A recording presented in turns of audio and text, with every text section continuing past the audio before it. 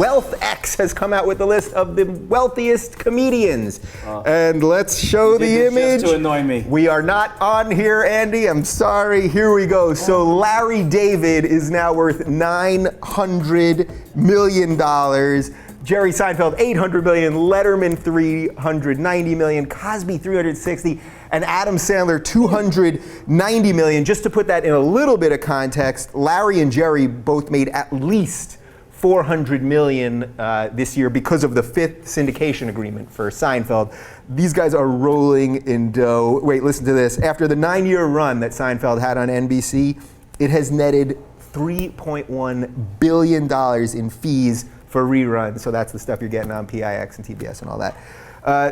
I'm going to start with you on this one, Andy. Why are you not on the list? Well, I'm not on the list because I prefer to keep my finances private. No, I don't begrudge. I have problems with Larry David on the way the plots of Curb Your Enthusiasm go, but I think Seinfeld is up there with the greatest shows of all time. Yeah. And it was one of the last shows. Everybody Loves Raymond was another one where if you created that show and you produced that show, you made a lot of money. So I don't begrudge them their money. But Bill Cosby needs to return some of that just for his people. I don't know why comics are in love with this guy. It's like, I went to see him. He was going on for 3 hours. Just cut it down to 45 minutes. The guy rambles. He's sanctimonious. And other words that I'd like to use. Yeah, I have to tell you, in 1983, I saw Bill Cosby himself on HBO, and that is what got me into doing stand-up comedy. I mean, he's funny. I don't doubt that I used to love his show, but now he just sits on the stool and it's too much rambling, and then he's always yelling at people. Yeah.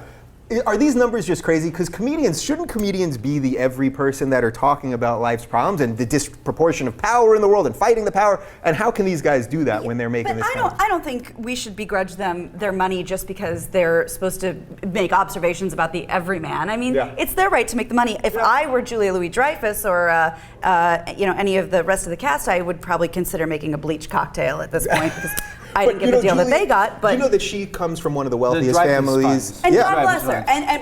But God bless her. God bless her. Go vaya con Dios. Did you see Grown Ups 2, for example? I did, and that was my second point. Okay. And I saw it because my 13-year-old cousin asked me to take her. Okay. And she hated it. She thought it was the greatest thing she's ever seen. That is their demographic. 13-year-old girls, 11-year-old boys.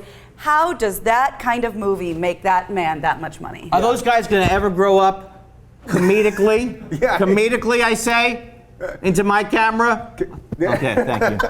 And again, God bless him. God bless. No, I don't bless Adam Sandler. I say, God damn Adam Sandler. He's been I used to love him. He was on Saturday Night Live. He did the Hanukkah song, and he's cranking out and Chris Rock, he did the movie because he fell in love with the money. Yeah. Well, okay, so that's the part I want to talk about. So some of these guys, Letterman, who I still think is as funny. King. I still think Letterman. Don't even start, Dave Rubin.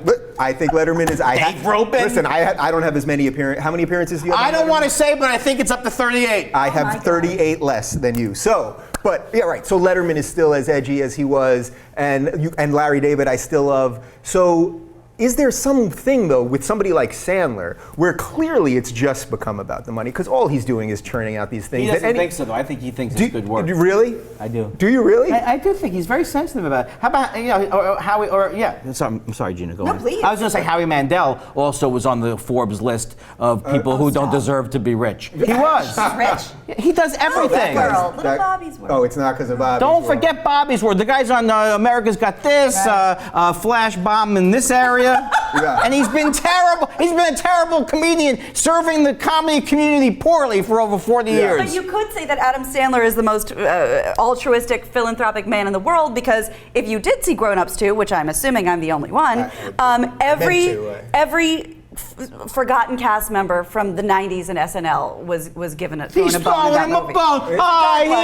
Come here, I'll give you a bone in my movie. Leghorn. I mean, everybody was in this movie. Yeah. Tim Meadows, a bunch of people, some didn't even have speaking lines, but he wanted to make sure they were all taken care of, apparently. Yeah, so should we give him a longer leash because of that? Because really, like, these guys...